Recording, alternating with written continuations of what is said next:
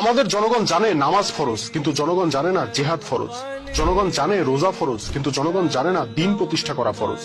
জনগণ জানে কোরআন তেলাওয়াত কইরা প্রতি হরফে 10 নেকি কামাইতে হবে, কিন্তু জনগণ জানে না কোরআন দিয়ে রাষ্ট্র চালাইতে হবে, কোরআন দিয়ে বিচার ব্যবস্থা চালাইতে হবে, কোরআন দিয়ে অর্থনীতি চালাইতে হবে। জনগণ জানে রাসূল সাল্লাল্লাহু আলাইহি ওয়াসাল্লাম কিভাবে মেসওয়াক করতেন, কিভাবে পাগড়ি পরতেন, কিভাবে দাড়ি রাখতেন, কিন্তু জনগণ জানে না রাসূল সাল্লাল্লাহু আলাইহি ওয়াসাল্লাম কিভাবে অন্যায় অবিচারের বিরুদ্ধে যুদ্ধ করতেন।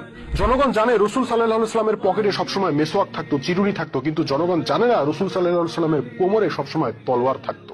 জনগণ জানে রাবিয়া বসরির জীবনী, মনসুর হাল্লাজের জীবনী, কিন্তু জনগণ জানে না উম্মতে মুহাম্মদীর দুর্ধর্ষ বীর, যিনি একাই রোমান পারস্য সাম্রাজ্যকে গুড়াইয়ে দিয়ে ইসলামের পতাকা উড়াইছিলেন, সেই খালিদ বিন ওয়ালিদ রাদিয়াল্লাহু আনহু এর জীবনী। প্রশ্ন হলো জনগণ কেন জানে না?